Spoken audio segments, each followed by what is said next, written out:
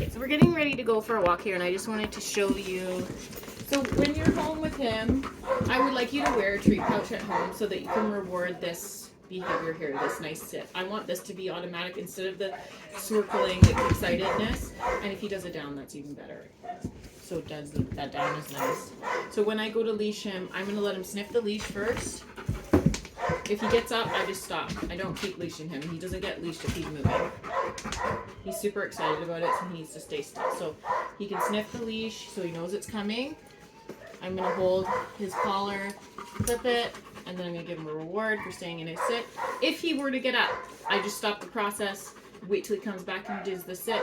We keep it super calm. I don't get excited. I'm not even smiling. You can't see my face. I have a very neutral expression on my face. I don't say much. I keep my voice very calm. And I'm not like, oh my gosh, we're going for walking, like I would do that, you know, with a smaller dog maybe. I mean, I don't really do that when I'm trying to keep the dogs calm. Leave it. Good boy. Where did that go? I don't even know. Okay, I dropped something. So let's try that again. Good boy. He just gets really excited. And you know, instead of trying to battle him physically, which is a losing battle because he's huge, what you want to do is ask him to hold himself still first before you make any movements to do what he's looking to do. So he does this nice down, that's great. I'll feed that. And then I'm going to show him the leash, right? Always show him and let him sniff the leash. He's getting too excited again, I'm going to stop. That's it. So show him the leash so that he knows what's happening. I'm putting the leash on. He put his face in my treat pouch and ate one. That's okay because I've been feeding him with the other hand. I don't mind in that scenario. Although it's kind of a rude behavior, Ozzy.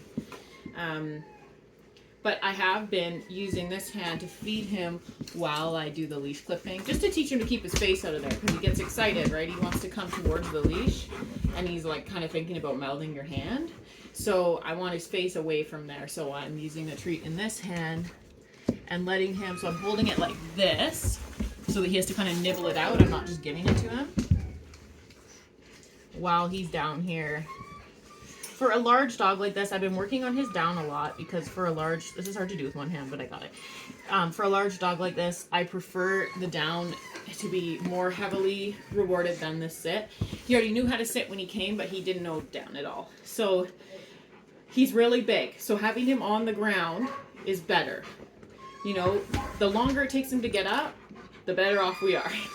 And the calmer the position. So you'll see also in his downs that when I ask him to lay down, he rolls a hip. He doesn't go down like straight. He goes down and rolls to the side a little bit and has his back legs out on one side. And that I trained him to do that so that it's a more relaxed position, so he's more likely to hold it. That's a good boy. That's good. So that's how we're getting ready to go for our walks without being a nutter butter. Good boy.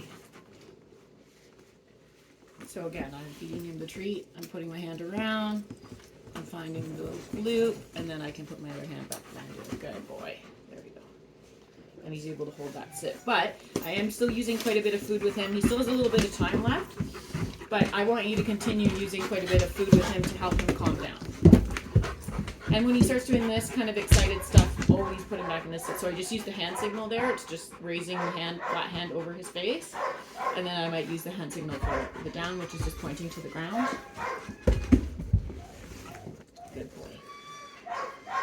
Just to stop that behavior. So if you notice that, like overexcited, you can feel his energy coming up. He's getting overexcited.